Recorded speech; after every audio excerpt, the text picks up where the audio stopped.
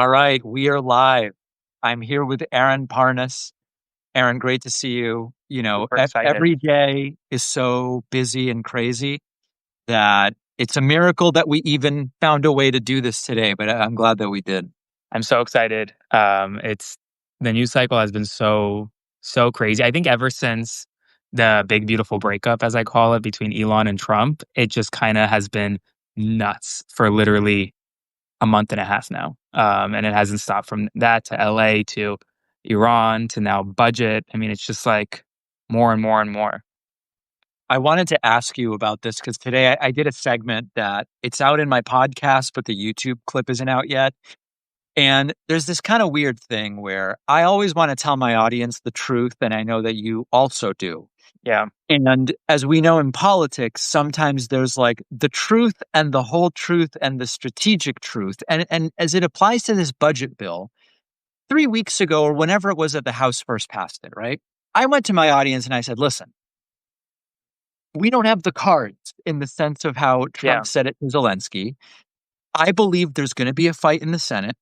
I believe there's going to be holdouts. There's going to be posturing. I do think eventually they're going to pass the bill. They will get goodies until they get to 50 Right.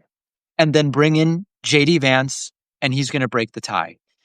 At the same time, I don't want to demoralize my audience and tell them nothing we do matters. Don't call. Don't. So I'm curious your take because you're reporting on a lot of the same stuff. Your audience is Yeah. not exactly the same as mine. How do you balance the desire to be honest, but also not to demoralize people and say there's nothing we can do here? Well, I mean, I think so. I'm a realist, but I'm also an optimist, right? And I think that's how you balance it by letting people know that there is optimism to be had, right? Like theoretically, right now, even today, I mean, Thomas Massey just came out and said that he has 10 Republicans with him who are willing to vote no. If I had to bet, 9 out of those 10 are going to end up voting yes, right? Like, and I say that, right? I say like, hey, 10 are saying they're voting no. Odds are they're going to fold like they do almost every single time. But it's not a done deal. And I think that a big part of all these budget fights and these fights over bills and stuff is not necessarily the bill itself and the vote on the bill. It's the public narrative around it. Because all of these people that are voting for this bill right now are going to have to face voters in 2026. And if I tell followers and I tell folks on the internet that, guys, it's a done deal, this is going to pass no matter what you do now, then there's going to be no loud noise around it, right? And what come 2026, they're not going to be held accountable by their voters because no one's going to know what they just voted on. At least now, the silver lining in all of this, yes, this bill will likely pass. Trump will likely sign it into law. But we just spent the past several weeks really banging the drum significantly about this bill and all the bad provisions in it. And so people are going to remember that. If we just kind of said, listen, realistically, this is going to pass. There's really nothing you can do. Your calls won't work. Your whatever your messages won't work. Then it would just then they would win the narrative game as well. If that makes sense. That does make sense. And I think one of the difficulties of the positions we're in is we are both, at least I'll speak for myself and you tell me if you agree. We are trying to inform our audiences. Yeah.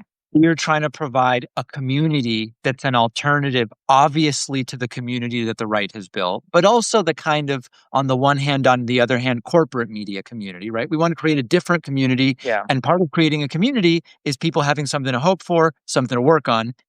And so part of it, I think, is we're in this place where we have the priority to inform, the priority to keep people engaged, and the priority of building a community. And sometimes it's sort of like, I'll give you another example. After the June 27th debate, Mm. up until June 27th, I had said to my audience, I didn't think Biden should have run for reelection. But Right. as of today, I think he's the best shot. I think if he gets out, that in and of itself is so negative that we're worse. After June 27th, I said, listen, guys, I believe the pressure is going to get to the point where Biden will have to step down.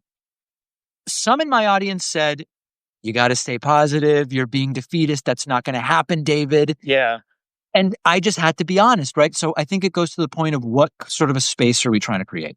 Yeah, for sure. I mean, I think for me, it's a little different in the sense that like I rarely share my opinions on things, right? Like I try to keep it as just like, here are the facts. I'm not telling you how to think or what to think. I'm not going to tell you my opinions to try to sway you one way or the other. Listen, if you think this bill is great, that's on you. It's not that's not for me to tell you it's this horrible thing if you think it's going to be great for yourself and your family. But ultimately, I think that what the left has that the right doesn't have is truth and facts. When facts are presented to people, they often skew left, right? This election was not decided by millions of votes. It was decided by 200,000 votes in 3 swing states. And it would have very well been different, in my opinion, if Biden dropped out earlier, or honestly, if the Harris campaign had a simpler message, right? It was one or the other. And so I think that the the difference between Republicans and Democrats is not far off, but the difference is the truth. And if Democrats continue pushing the truth, then people will vote blue. That's what I've seen. What's your sense right now of the way that legacy and corporate media have reacted to what you do? And in a Yeah. sense, what you do is even more on the vanguard than what I do, because you're even doing it much more quickly. Like, I react quickly to things, but it's a 24-hour cycle. I've been Yeah. in play, when the last time we were in DC, I hope that this is a peek behind the curtain that's appropriate. All of a sudden, Aaron's gone. And then you look and he's off in a corner or under a bookcase Yeah. somewhere recording a video. And I'm realizing he's posting videos right now. He has Yeah. stepped away for 90 seconds to post a video. What's your sense of how corporate media is reacting to the immediacy of what you do, the emotional salience, even if you don't give your opinion, of being right there in it and telling people right away? Do you think that they're trying to figure out how to do what you do, or that they're just sort of, give me your sense? Yeah, they don't like what I do because it pushes them to do it better and faster. That's what I've kind of seen. So like they don't like it in the sense of like they think that I am somehow taking their viewers or somehow competing with them. I tell everyone I'm not in competition with mainstream media or corporate media in any way, because my viewers are either A, young people who don't watch corporate media, or older folks who are tired of corporate media. That is my demographic. It's not people who read the Washington Post every morning, even though I have some folks that do, but that's not the overwhelming majority of folks that follow me. And so it's not a competition. I actually think we should work more with corporate media. The more people are informed, the better, in my opinion. But I think from a just general sense, corporate media is really trying to adapt to what I'm doing, in the sense of they too are now on TikTok posting right away. They too are now trying to get their emails out to folks faster.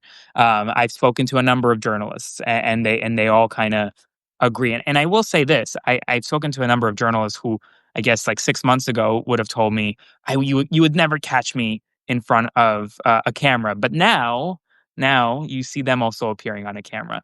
And it's not, I mean, corporate media isn't all bad, right? Like the execs and those at the top might be, in my opinion, but the journalists that work for the Times or work for the Post, they're really good journalists. They do the good work that I don't have the capacity to do. You don't have the capacity. Like, we don't have the capacity to go and stake out a Diddy trial every single day for 35 days. They are doing great work. And so I think it's important to distinguish the two. And I also think it's important to see that they are shifting. They are shifting. They want more of like us, I guess, in a way, to kind of amplify their work, at least from what I've seen.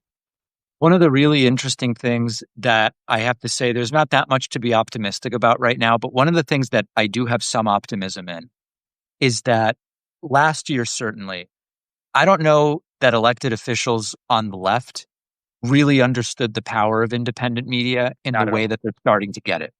And Yeah, right now, I mean, just 2 weeks ago, I did an interview with Gavin Newsom. Across all the platforms, 2.5 million views.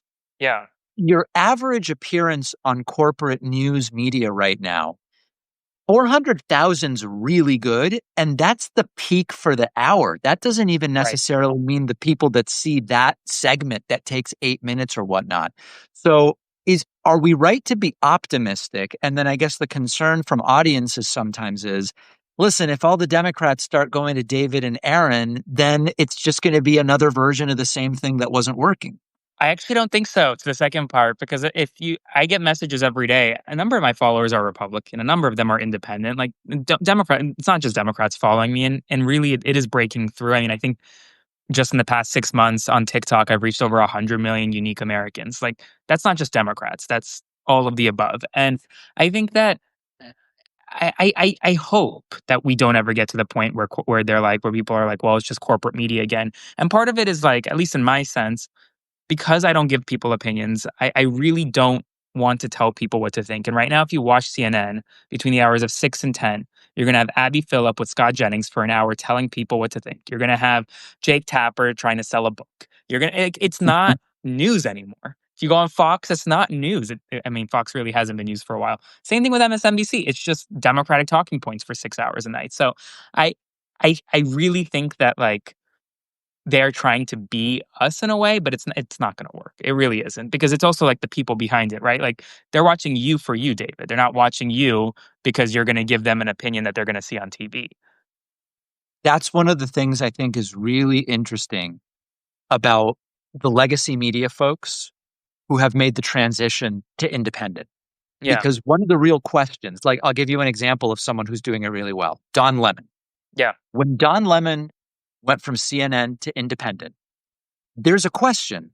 Were people watching Don Lemon because they wanted to hear from Don Lemon? Or were people watching Don Lemon because they're used to turning CNN on when Don Lemon is on and he's in a nice studio right. with the staff and the lighting and the makeup and the entire thing? Now, the answer with Don is no, he's built something here and Yeah, people want to hear it from Don Lemon. We're seeing other examples of this right now, some coming from the TV space, some from radio, some from writing. That, I think, is one of the differences with a lot of the legacy establishment, which is we know that on the independent side, there is a connection between the audiences and the people, whether it's for news, opinion, or a blend of the two. I don't know if that's objectively good or bad, but I do think it's something that ties us to our audiences. I think it's good. I mean, here's the thing. If I'm shocked sometimes that people like my content because if you watch my videos, half of them are me like rolling out of bed with like messed up hair and just like no production, no anything. Like last night, I appeared actually on ABC News for the first time, and they did my makeup, and like I look like a whole different person. And I was just like, I don't know that this isn't me. Like I am filming wherever I am, whatever I'm doing, it doesn't matter. And I think that's a really big part of this kind of independent media landscape. Like, when's the last time you saw Jake Tapper record a video walking down the streets? Like that doesn't happen. Like there I guess legacy media was built on this idea of like production value over content in a way. And people watch CNN and Fox and MSNBC because it's so well produced and because it's so nice. But then when you actually like listen to the content, it's not that great in my opinion. And so I think it's actually better these relationships that we're building because it's not just between me and a viewer; it's the viewers themselves are building it on Substack and these chats. We're really organizing in a way that you haven't really been able to before. I mean, you tell me, you're a lot more produced than I am, still less produced than mainstream, but, like, have you seen it at all? Which aspect of it? In terms of, like, that connection aspect because of kinda more so of, like, the lack of production and 1000%. stuff? Yeah. Oh, completely. Completely. And, I think there's pros and cons to it, right?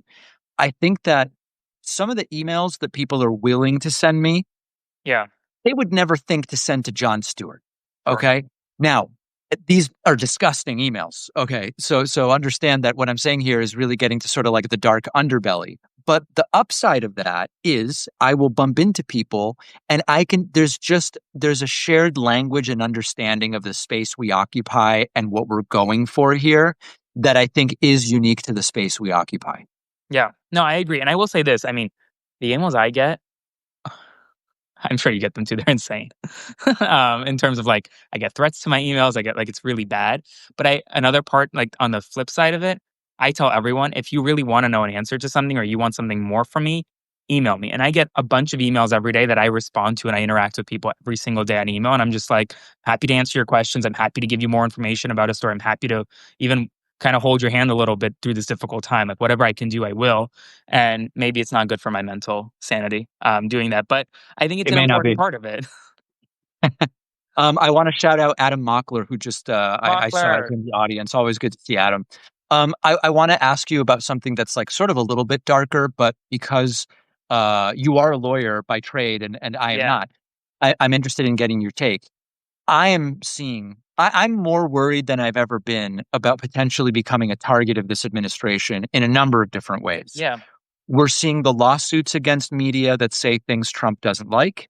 We are Yeah. seeing targeting based on political opinion or public presence. There's another layer to this. Remind me, were you born in the U.S.? Thankfully. Yes. You I were. mean, Okay. thankfully in the sense that I'm like, I can travel outside the United States without fear right now. Right. So, of course, I'm a citizen, but I'm a Right. naturalized citizen. So there's this whole other layer there. I Yeah. mean, we're almost 6 months into this thing. How worried are you about this administration weaponizing the DOJ against progressive creators? Very worried. And I'd be lying to you if I said that it was going to be fine. I don't. I actually think that in the next 4 years, 3.5 years now, there is going to come a time where this Department of Justice will directly target one of us. And I say that not because we may do something wrong, but because they want to test how far they can go, and whether or not they can get away with potentially arresting one of us for something. Like, for example, I had a whole thing with them over the past month where people on like Republicans online were like, arrest him because he's impeding ICE because I made a video saying that there'll I be saw ICE that. raids in Washington, D.C. Yep. Theoretically, that I would not put this Department of Justice, like, put prosecuting me for that would not put it past this Department of Justice. Um, and especially, I think as we kind of go more even investing into this, like the more I I'm fearful of, the more I get on the ground and like actually cover protests on the ground, right? Like I'd like to go to ICE raids and cover them and show people what the ICE um, agents are doing. I think in those situations, we open ourselves up as targets even more. And I wouldn't be surprised if they try to make an example out of one of us. But I will say this on the flip side: if they try to do that, if they arrest me or if they arrest you, I know there's millions of people on the internet who are going to literally stand up and say this is not okay. Like this is not a situation where an arrest will just kind of be quiet. Yeah. On that note, I'm curious what you think the best defense against this is. Obviously, everybody understanding our rights is a great starting point, but I do Yeah. think two things. One, the bigger our platforms get, the bigger of an insurance policy we theoretically have. And then number two, also not to sort of think selfishly, but the more of us that are doing this, the less likely any one person is Yeah. to be targeted. And also, if there's 100 of us versus 1,000 versus 10,000, if you take out one of 100, that's 1%. If you take out one of 1,000, that's 0.1%. The idea being make it less appealing to go after any one person because the ecosystem is so big. Oh, for sure, 100%. And I think that's, I mean, if you've watched how they've been arresting lawmakers right now, I mean, like with LaMonica MacIver in New Jersey, Baraka, and I think whatever they've been trying to go after some others. They've been doing it in situations where it's like intentionally vague, right? Like LaMonica MacGyver's arrest and indictment, is an intentionally vague situation, and that theoretically you can look at that and be like, maybe she may have unlawfully touched an ICE agent. It's not 100% clear. I don't think she did anything wrong based on my analysis, but a Department of Justice attorney can look at that and be like, you know what? It's not a frivolous case. Arresting me for saying that ICE is coming to DC based on something that I've seen, that would be a frivolous case, and I don't think they would do that. So I think that's another part of it is like they're going to look at the places in the gray area, and I agree with you. I think that if we have thousands of creators in this space and they take out one of us, um, there's so many of us that are going to continue parroting that same language and continue to talk about these important issues. So they can't silence everyone. That I don't think, at least. What are you thinking between now and the midterms? And if you want to weigh in on whether you think Democrats have a coherent strategy other than we aren't Trump and we're not authoritarians, I want to hear that. Yeah. I asked Brian Tyler Cohen this. He wasn't super convinced. I'll be honest. So question one is, do Democrats have some kind of coherent strategy between now and the midterms? But other than just, hey, here's the budget bill, here's who you can call, it'll probably pass, but maybe not, right? So there's that type of reporting. What do you think is most important for the average person who maybe doesn't follow political news super closely to be informed about that's happening in the country? Oh, I'm going to think about the second question while I answer the first question. The first question, no, I don't think Democrats have a unified message at all right now. But no, I don't necessarily think they need one right now. I've said for a long time that if you look back to 2020 after Biden won, in the 6 months, the same time period that we're in right now, afterwards, Republicans in the House talked about Mr. Potato Head for 6 to 8 months. That was their unified message, right? And they still won the House in 2022. I think people have very short memories. I think the news cycle is very quick. And I think the headwinds against the party in power in the White House are very strong after a president is elected. So I think that Democrats have a very, if Democrats don't win the House, it's because they royally do something bad, not necessarily because they have a good message, in my opinion. I think Democrats should be very favored to take back the House. That's number one. I think as far as the second thing, one issue that not enough people are thinking about or talking about, I think it's the idea that our country, while it's more of a broad thing that like that while our country may seem like it's falling apart on a day-to-day basis, from a very macro level, it's not, right? It is still being held together. The courts are doing their job. And I think if anyone ever is worried, if anyone ever is scared that this budget bill is going to pass or whatnot, you have to go back and look at the courts. The courts are blocking 99% of what Donald Trump is doing. They are. And Donald Trump is not legislating. He's legislating through executive power, and you can't do that. And a lot of his executive orders, they're not law. People don't know that. They're not law. They're just him putting out a statement. That's really all it is. And a lot of them have been blocked and will continue to be blocked. And as far as this budget bill goes, everyone's scared about Medicaid cuts, SNAP cuts. I get it. Remember, they're not taking effect until after the midterm. So if you elect a Democratic House, a Democratic Senate, theoretically, I'm not saying it's possible, but there is a scenario in which some of these cuts can be rolled back. Can you talk a little more about the court successes? Because when on Monday I interviewed Charles Chuck Schumer, the Senate Minority Leader of the Democratic Senate right now, he said, we're crushing it in the courts. And a lot of people wrote to me and said, but David, the Trump administration ignores court orders. So explain how the courts, it's more than just the few things Trump has ignored. Yeah, I mean, if you look at it, Donald Trump actually hasn't, by the letter of the law, ignored a court order. They capitulate at the end. Kilmar Abrego Garcia, everyone's saying they ignored it. He's back in the United States. They did it, right? Like it may have been ignored for a period, but every single time a judge tells them to do something, they end up doing that. So that's number one, and I think a lot of people forget that.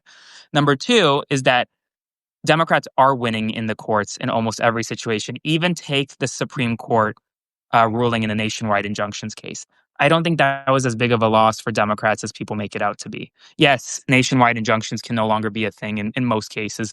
That's a big, big thing. But the Supreme Court left a key door open, and that's the class action.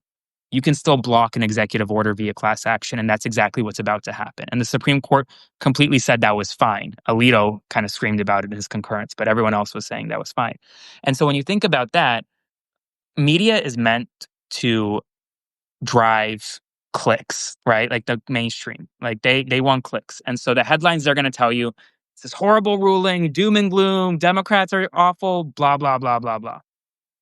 When you look at the actual, how is this going to be applied practically, it's not as bad as a lot of people are making it out to be. So I think right now, Democrats have a 90% plus success rate in the courts blocking Trump policies. Not every policy is going to get blocked, just like not every policy Biden instituted was blocked by Republican judges. I mean, you're going to get some through. But the big ones, the birthright citizenship, for example, that's blocked, or it will be blocked via this class action, I predict. And it will be blocked when it gets up to the Supreme Court again, because I don't think there are 5 votes to change the 14th Amendment. So I just think listen, Aaron, that's a relatively technical but incredibly important message for people to understand when they write to me and go, David, the courts aren't really blocking anything. You're saying, no, this is very significant. It is very significant. And just because the Supreme Court, like even on the immunity stuff, right? Yes, the Supreme Court gave Trump a big win on immunity. But when you read that immunity decision, it doesn't foreclose ever prosecuting a president for everything, right? Like there are avenues in which these courts give Democrats the ability to kind of maneuver in. So it's not always all a loss. And while the nationwide injunction case is going to be the big one everyone talks about, for every one nationwide injunction case, you have 99 in which Democrats are winning. Just minutes ago, a federal judge blocked Donald Trump's, literally while we're on this, said that Trump's quote unquote invasion proclamation banning asylum is unlawful, right? That's not going to get many headlines. People aren't going to think about it because it's good news. People talk about the bad news, not the good news. So look to the 99 good things, not just the one bad thing that comes up. In the last few minutes we have, what do you see as the most important action that your audience can take when they learn about something, in the sense of, some people say, I make content so that people understand the importance of the political system and they go out and vote. Voting is the thing I really want to inspire. Yeah. Others would say, well, I create content so that other people become content creators and do their, et cetera. What do you see as like when you envision the prototypical viewer of yours, what are you encouraging them to do implicitly with the content you create? Yeah, I mean, I make content to educate. That's my goal. Is for you to feel more educated. Is for people to understand the news and these complex subjects. That's my goal. But what I do hope people get from my content is that activism is important and that using your voice is important. So whether that is at the polls or whether that is volunteering for your local Democratic club or whether that's even going to the dinner table tonight and talking to your uncle or your aunt about politics and about what's happening in this world, I really firmly believe it's funny, the Washington Post tagline, "Democracy dies in darkness." I believe democracy dies behind a paywall. And what I mean by that is when people aren't educated by the news, they are not informed to go make their voice heard. And their voice is powerful. And so what I want people to take away is that they can and should use their voice consistently to advocate for whatever they believe in to whoever they're with. So that is my one thing. Sort of more technical question. You dabbling in any new platforms, new content formats, anything that you're trying out right now? Yes, I'm going to be heavily investing in David's platform soon, YouTube. so, So next you'll be on the audio podcast with me. so next I'll be with David there. But well, I'm launching a podcast soon, so stay tuned for that. Okay, very cool. Very cool. Aaron, always good to see you. Yeah. There's probably 15 to 20 videos that you now need to go record just based on the news of the last 26 minutes. So I'll let you go. If you're one of my followers, make sure to subscribe to Aaron's Substack. If you're one of Aaron's followers, I would love for you to subscribe to mine as well. Keep it up, Aaron. We're going to talk again soon. Sounds good. Talk to you soon. Take care.